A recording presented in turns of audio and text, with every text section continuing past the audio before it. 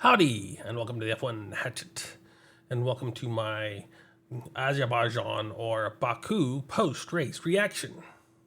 So, what did you think of this race? Did the qualifying session hype it up too much and so you felt disappointed? Or was that enough to give you that, interesting aspects of this race where the kind of a messed up grid to keep you interested in how things were going to play out, and potentially some of the pit stop strategies were going to mess things up a little bit? Did that keep you going, or would you think this is a dull race? Did you think it was an exciting race because of the potential of, clobbering one of the walls or mishapping on one of the drivers? For me, I thought it was a little bit of a letdown due to the qualifying sessions, and then that mix-up grid didn't really turn out quite as well as I was hoping to, with the passes in the midfield or, and trying to get up to that front for some of those drivers. It was still kind of an interesting race to some degrees with the pit stop strategies, with, potentially Lando trying to overtake, Yuki and potentially, Liam Lawson in his pit stop strategy, and then having that long pit stop. And so that kind of didn't play out quite as well. And then you had Carlos trying to keep that second position, pitting a little bit earlier than I think he wanted to, but he wasn't gaining ground. And so then he was having to pit stop to try to prevent Russell from undercutting him, which didn't quite work out overall. He wanted to try to get that fight to be on track. So those things didn't quite play out as well. And then you had Ocon in the back that was trying to do that really long stop because he stopped on lap 2 during that that safety car to see if he could go the rest of the way and get some extra positions with other people pitted, and that didn't quite work out as well either. So with all of that, I think it didn't quite turn out the way I wanted it to in this race. Now, we did get some questions about where Red Bull is going to end up for the rest of the season. Is Max actually going to come back and start putting pressure on that Drivers' Championship? I think he may be putting a little bit of pressure on there, but I don't think it's going to be enough for him to really think about really taking over that first position for that Drivers' Championship. He has a long ways to go, unless, the McLaren drivers start DNFing quite regularly.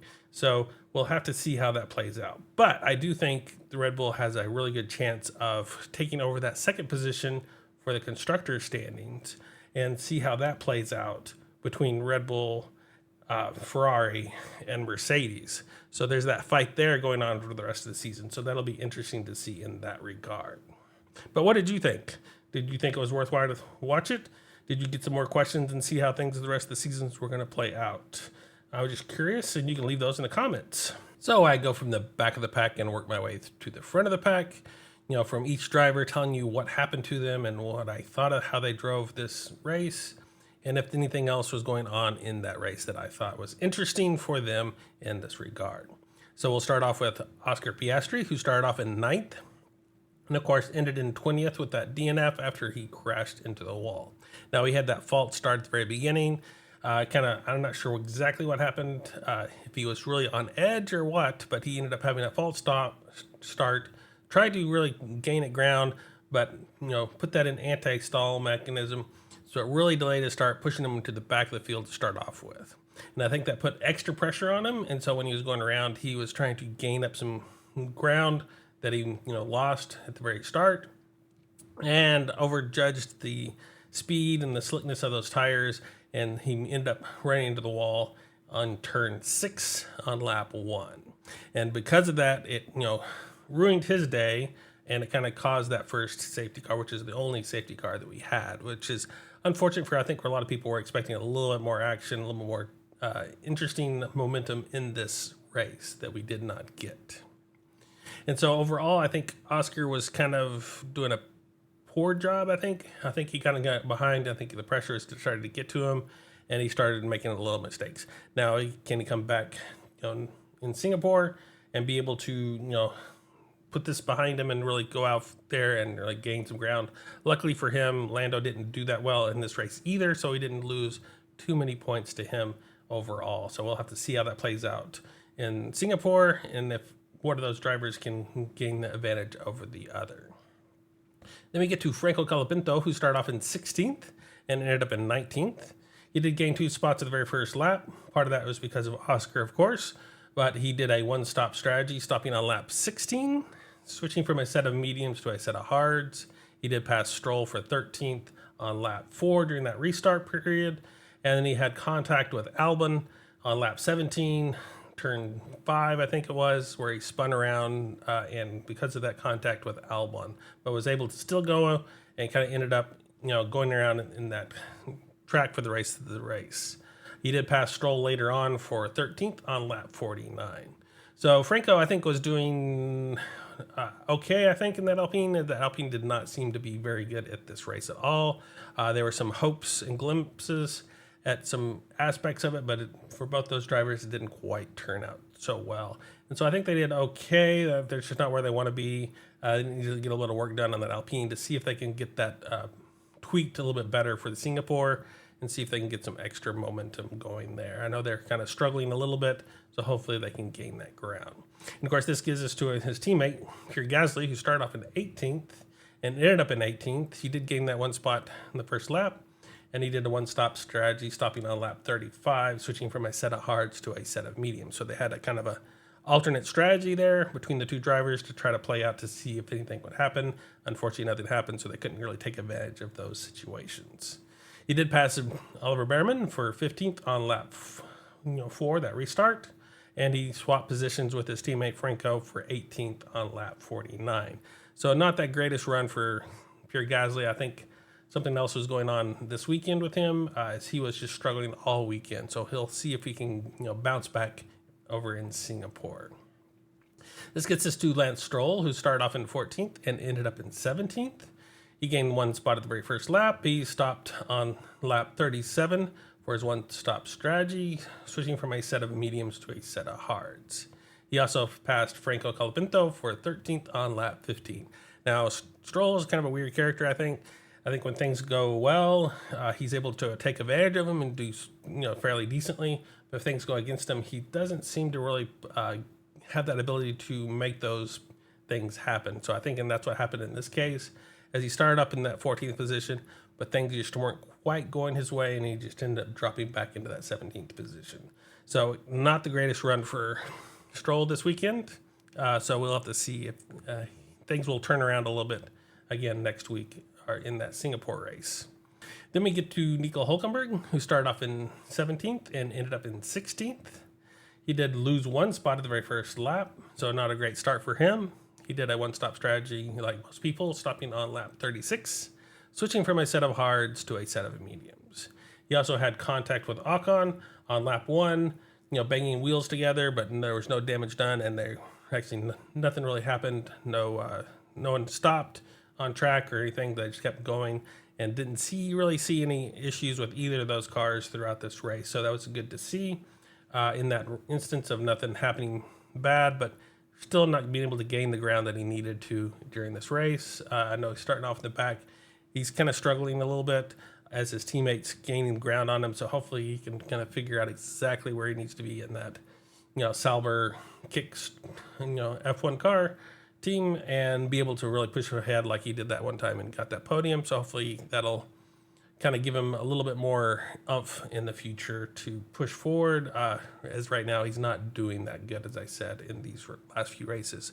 And I'm not sure if that's just because they've already really worked on next year's card, so they're not putting effort and they're not gaining that tweaking that they really need to really fit these tracks that they are coming to in these last few races. This gets us to Fernando Alonso, who I was kind of disappointed in this weekend. I was thinking he was doing fairly decent, starting up there in 11th, not quite where he wanted to be, but still up there in a decent spot. And I thought he was going to be able to, make a couple of moves in this race. And unfortunately, he didn't. He had that false start because, Oscar ahead of him, did that false start, and he was kind of paying attention to him instead of the lights. And so he went, ahead of the lights as well.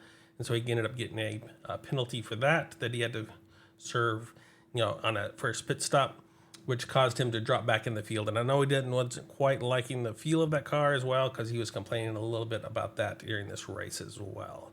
Anyway, he started off in 11th and ended up in 15th. He had a one-stop strategy, stopping on lap 21, switching from a set of mediums to a set of hards. And of course, I said he had that bad start because of that false start that he was trying to follow Oscar instead of watching the lights. And I know he's looking for all that movement just to get that little edge. And so I think that's not horrible, but it's not quite what he needed to be, focused on. So a bad one for him, and I was hoping that he would do a little bit better job in this race. So not that great of a run for Alonso this time. This gets to Esteban Ocon, who started off in 20th and ended up in 14th.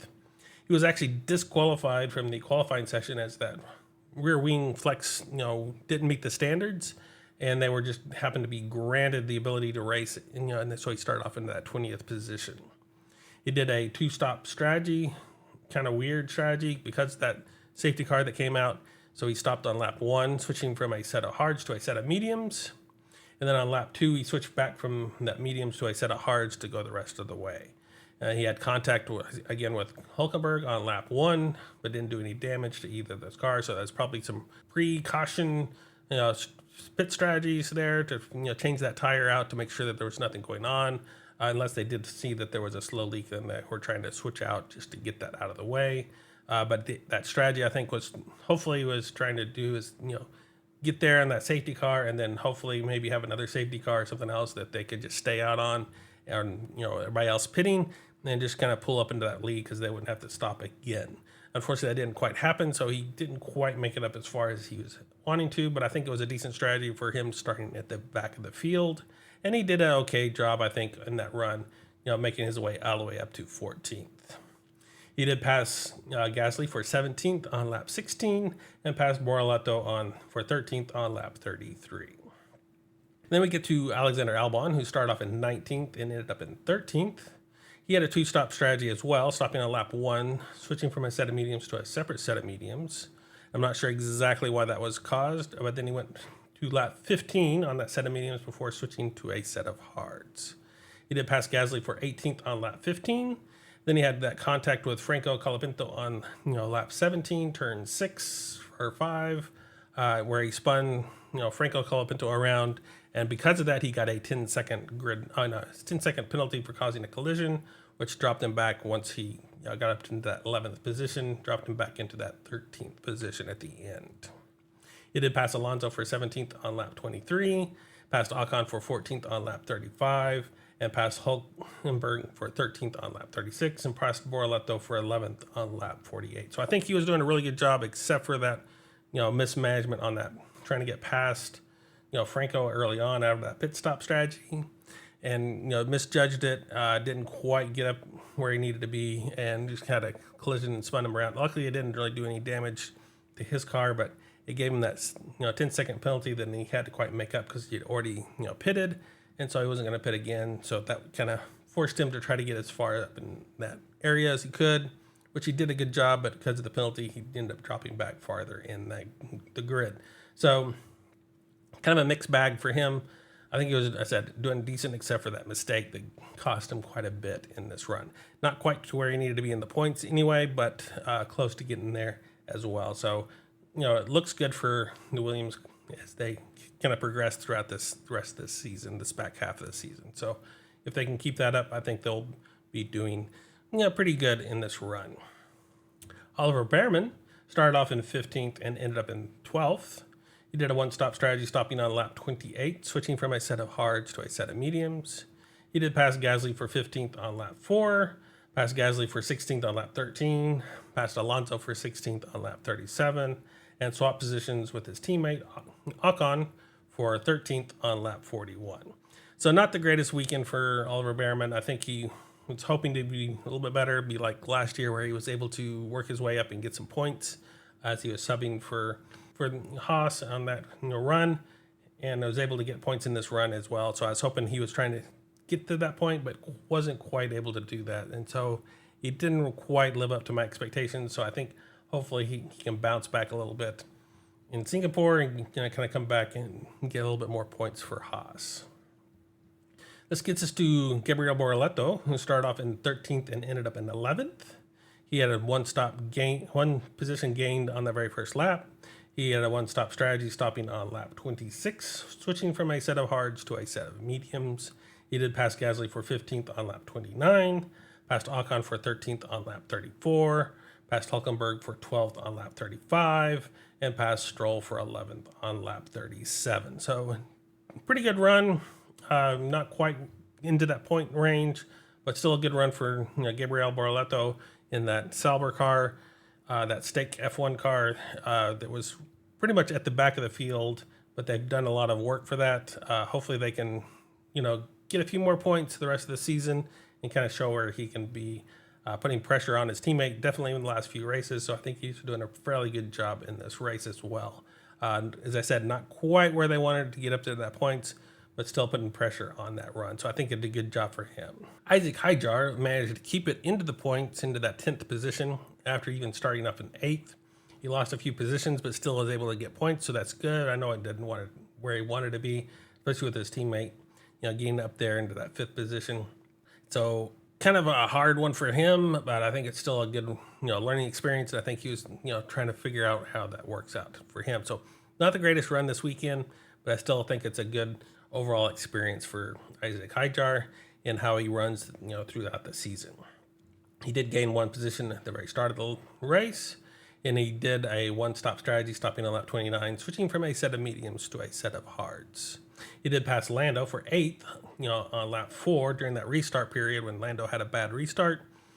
So he managed to get that and then kind of put some pressure, on that running as well. So a fairly decent job trying to get up there, but was not able to, take advantage of the situation.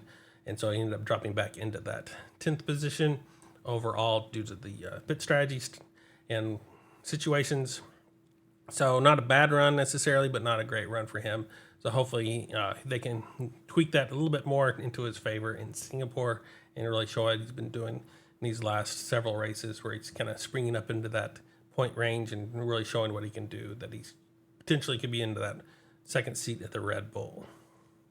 This gets us to Charles Leclerc, who started off in 10th and ended up in 9th. He gained 1 spot at the very first lap. He did a one-stop strategy, stopping on lap 19, switching from a set of mediums to a set of hards. And he did pass Lando for 8th on lap 4 during the restart, getting ahead of him and then really, messing with Lando's run, keeping him behind him where he was not able to repass him for a little while. So that kind of hurt Lando, and it was fairly good for Charles, but he kind of ran out of room in that Ferrari and kind of ended up into that 9th position, gaining the ground position overall, but not where he wanted to be. I know he wanted to be, fighting more up to the front and try to get to that podium positions, especially with the mixed up field. So we'll have to see how that Ferrari plays out this weekend. I was thinking they were going to be fairly well, but during the race, they really didn't pan out the way I was thinking they would be. So we'll have to see how that plays out as well. And of course, right ahead of him is his teammate Lewis Hamilton, who started off in 12th and ended up in 8th, gained 2 spots at the very first lap, did a one-stop strategy on lap 36, switching from a set of hards to a set of mediums. So again, those Ferraris were on different tire strategies to start off with to try to, play them, just in case something happened, they'd have the advantage on that run, which of course nothing really did in the middle or the later part of this race. So none of those kind of went into effect. He did pass Hijar for 9th on lap 8 and then swapped positions with his teammate Leclerc for 8th on lap 43. So he was trying to put some more pressure, over there on Lando and them to try to get up there into that running. Unfortunately, he was not able to do that, but it was still a decent run from Lewis. I think still gaining ground on how that Ferrari actually drives and handles, and trying to get his driving style to switch it over to that. So I know he wasn't where he wanted to be on that qualifying session, starting up in 12th, but able to still gain some grounds in this race all the way up to 8th. I think it's a decent run for Lewis. We'll see if he can build upon this when he goes to Singapore and see if he can get a little bit farther up in the grid and maybe get on the podium. We'll have to see. And of course, Lando, who started off in 7th and ended up in 7th, had a one position lost on the very first lap. Did a one-stop strategy, stopping on lap 37, switching from a set of mediums to a set of hards. Passed Hijar for 8th on lap 6, and had a very slow pit stop of 4.1 seconds when he was trying to gain some ground, which actually made him lose ground. And so then he had to go be stuck over there. And then he ended up passing Leclerc for 7th on lap 41. So a pretty poor run, I think, for Lando. I think he had an okay start of this race, but that restart, he kind of caught him snoozing, and so he had a big gap, and then was able to not make that ground up, and had several cars pass him in that restart, and then really wasn't able to have the speed that he needed in that DRS section on that McLaren to really be able to pass. So he kind of got stuck in traffic and was able to play DRS train for the most part, not gaining that much ground and that stuff. So I don't know if it's mostly the McLaren in this run, expecting to be up in the front, and so they're having to set up in that setup instead of trying to fight some of these cars in the backfield to try to get up into that front runner. So that could be part of it, I think, but still not the greatest run. I know he kind of messed up on qualifying. He went out early, which kind of led the way for the other people to have a better track, but trying to play the odds that something else might happen and not get a run in at all. So there is that in the qualifying session that played against him, that puts him closer to the that mid pack. Then he wasn't able to take advantage and push himself forward, which I was hoping and was actually expecting the McLaren to be able to do, is to get pushed up into at least the podium positions. I wasn't expecting him to get first, but to be able to at least fight for that third position, and he wasn't really able to do that. So not the greatest run, I think, for Lando. Yuki Tsunoda did a fairly good job, I think, starting off in 6th and ended up in 6th. He had a one-stop strategy, stopping on lap 38, switching from a set of hards to a set of mediums, and he passed Russell for 5th on lap 4. So I know it's not quite where we want Yuki to be. We want him to be closer into that his teammate range, to be in that 1-2 scenario. Being able to play those Red Bulls off of each other in the pit strategies, so that other people don't have any potential of gaining ground on them at all. But unfortunately, that's not quite where it is. But he's been, gaining ground quite a bit from where he started off with. I think he's doing a fairly good job in this race. Coming back and getting a better feel for that car. So hopefully that continues, and he's able to really show what he can do. Because who knows what's going to happen to him in that Red Bull next year if he even has a seat. This gets us to our top 5. So where you find Liam Lawson, who did an excellent job, I think, overall. Started off in 3rd, ended up in 5th, so he did lose a couple of positions, but I think he was expecting that with the drivers around him. But still able to keep it in that top 5, which is really good, I think, overall for him. I think it's the best he's finished overall in that F1, top-ranked series. So it's good for him, and it's good showing that what he can do in a good F1 car. So hopefully that'll play off, and he'll gain confidence and be able to build upon this for the next few races. He did have a one-stop strategy, stopping on lap 20, switching from a set of mediums to a set of hards. And he did pass Yuki for 5th on lap 39. So overall, I think he was able to do good, and he was able to keep the people behind him. They had potentially faster cars, but be able to have to play that defense on that run, and potentially trying to get on Yuki as well, but wasn't quite as well as he would have liked. But I know it was still a good run for him, and I think he was still happy with that 5th position overall. Then we come to Kimi Antonelli, who started off in 4th and ended up in 4th. And it's a good return from him, getting back up into the points. So that's good to see, as he was struggling in the last few races. So hopefully this gets him back into that mindset and be able to concentrate on the race instead of, trying to do performance-wise and then floundering because there's too much pressure or whatnot on himself in that run. He did a one-stop strategy, stopping on lap 18, so decently early, switching from a set of mediums to a set of hards. He did pass his teammate Russell for 4th on lap 4, where there were some words on the radio about that process. I don't think there was anything wrong with that.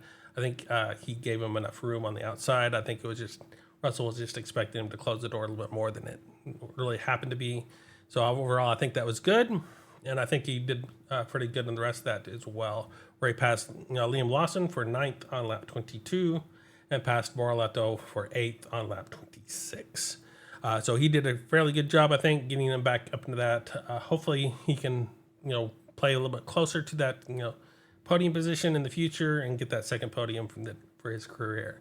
But overall, I think he's kind of bounced back, so hopefully we'll see that continue in the next few races. Then we come to the star of the show in some people's respect, with Carlos Sainz in that Williams, who started off in 2nd and ended up in 3rd. So he ended up losing a position overall, but I think he was still happy from what it sounded like for him getting into that podium position. He did a one-stop strategy, stopping on lap 27, switching from a set of mediums to a set of hards. And he was the driver of the day, and that kind of led to that, star of the show aspect of it. For me, I think he deserves the driver of the day in the sense that in that Williams car, I don't think they were, really at that point where they could get on a podium. And for him to be able to, make that happen was a really good to see. If I wasn't going to give it to Carlos Sainz, I definitely have to give it to Max Verstappen, as he was dominant throughout this setup. In the qualifying session, he was able to put everything out of his mind and really focus and gain the ground and get that first pole position. And then the race, that start was a decent start, keeping the first position on the first start, and the restart again was able to maintain that, and then just kind of walked away from it, not really having to worry about the people behind him. I know he was kind of saw some of those the spin, and so he was kind of hoping that it wasn't going to go out to a red flag or anything, which it didn't in that regard. But still, I think it was a really good job from Max, so I think I would have given it to him if it wasn't for Carlos. But I definitely would have given it to Carlos because of that, where that car, spec is, and still being able to get it in the podium position was really good to see. This gets us to George Russell, who started off in 5th and ended up in 2nd, and had a one-stop strategy, stopping on lap 39, switching from a set of mediums to a set of hards. He did pass his teammate Kimi for 4th on lap 4 during that restart, and he passed Yuki for 5th on lap 10. And then he was kind of maintaining that position, and then had to deal with the pit stop strategies, and he ended up having that strategy in his head, talking to his team, confirming that they wanted to go longer. So they were both in line with that strategy, which is good to see, and making that work for them in that run. So good job for George Russell in this run, maintaining and getting that ground, especially after he's been sick and trying to recover from that as well. So a good job for George Russell. And of course, we get to Max Verstappen, who started off in 1st and ended up in 1st. Had a one-stop strategy, stopping on lap 40, so quite a far into this race, switching from a set of hards to a set of mediums. He had a good start, as I said, and a good restart, keeping the lead on both those situations, not being able to play to the drivers around them and, get in any incidents or any kind of conflicts in that regard as well. Keeping his concentration, even though he's far out ahead. So really good job for him. He even got the fastest lap on lap 50. So the lap almost to the very end, he was able to put in the very fastest lap, showing what he can do on that new set of mediums that he put on a few laps earlier. So a really good job for Max Verstappen in this run. So as a overview for the race, we can kind of go through this, and we have that, the first lap that we kind of came out, and Oscar kind of messed that up and colliding at the wall, bringing out the safety car that went from lap 1 to lap 4. But then we can kind of see the breakdown from there. So lap 5, Max had a 1.42 second lead over Carlos Sainz. By lap 10, it was up to a 2.66 second lead for Max over Carlos. And lap 15, it was up to a 4.44 second lead for Max over Sainz. And by halfway point, basically lap 25, it was an 8.16 second lead for Max over Sainz. Then we had a little bit of switchover because of pit stop strategies and somewhat. And so by lap 35, we have a 13.96 second lead for Max over George Russell. And then we had George Russell pitting, but still staying into that second position. So we had a big, nice gap there for that lap 40 marker, which is 28.95 seconds lead for Max over George Russell. But that dropped back down once the pit stop strategy evened out again. So by lap 45, it was a 13.38 second lead for Max over George Russell. And of course, by the end on lap 51, it was a 14.6 second lead for Max over George Russell. So that kind of gives you a lay of the land on how well Max was able to maintain that lead and just carry out. Got ahead enough where he could get a pit stop without having to really worry about it, especially with George pitting before him in that run. This is the gaps right before Carlos Sainz pitted. So this is kind of earlier on, but you can kind of look at that 10.28 second lead that Max had over Carlos Sainz, and then George Russell was about 2.2 seconds behind Carlos Sainz in that running. And you can kind of get an idea from this, and of course this is from MultiViewer and the F1 app, looking at that data in that. So if you are looking for that as well, you can dig that up and kind of see these markers. And I think these trends are kind of interesting to see overall when these strategies hit.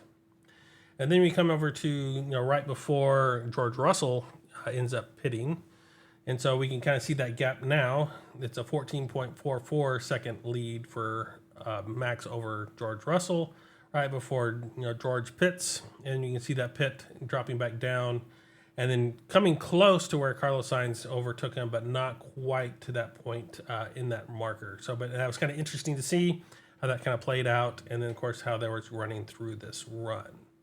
And then of course by the end, we had a nice pretty big gap between that first and second place, with third place being still a decent run, but not quite that distance between first and second. And you can kind of see out the top five were played out, and then you got a bigger bunch at the midfield section. So they're going to give you a more idea of how the rest of the field kind of looked in that regard. So what did this do to our driver's standings? Well, we still see Oscar Piastri in the lead with 324 points. Lando gained a couple of points, now up to 299. So there's still a pretty good gap, but still a potential for Lando to take it away from Oscar's teammate by the end of the season. We'll just have to wait and see how the rest of these play out. Now this is kind of where I was coming in before about Max Verstappen potentially overtaking for that lead now, as he's now has 255 points, gaining some ground, but he would still have to do fairly well with the two McLaren drivers doing fairly poorly in the next 7 races to be able to really take over that first position for that driver's standings. But there's still that threat, of course. That's still a possibility. It's just unlikely that it would happen. Now, as you go down to the top 10, there's no other changes in that running.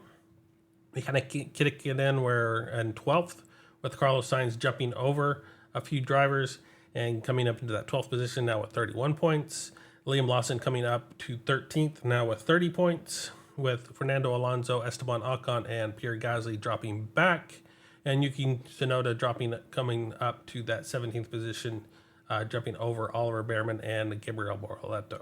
So that kind of lays out the Drivers' Championship and see how things play out. And of course, Franco is still the only one that doesn't have points, besides Jack Doohan, who hasn't been driving for a while, so there's no possibility for him. So anyway, that kind of gives you a nice rundown for the driver standings. And for the constructor standings, we basically see McLaren still in the lead, not quite winning it all out, but now has 623 points. But Mercedes jumping over Ferrari into that second position, now at 290 points, with Ferrari gaining 6 points, so they now have 286 in that third position.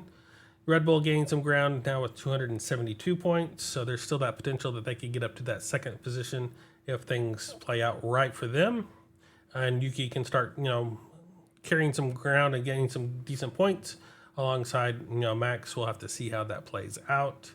And of course, then we see the Racing Bulls jumping over Aston Martin for 6th position now with 72 points over Aston Martin's 62. So that kind of lays out the land for the constructor standings, and we'll see how that plays out in the next few races. And I think we're probably guaranteed that we'll have a McLaren championship for the constructors in Singapore, unless something drastically happens to those McLaren drivers again. So if you made it this far, I'd appreciate a like and a subscribe. And if you would, make a comment, because I think that helps more than anything on these videos. And what is coming up next, of course, is Singapore on October 5th. So we have a weekend off again.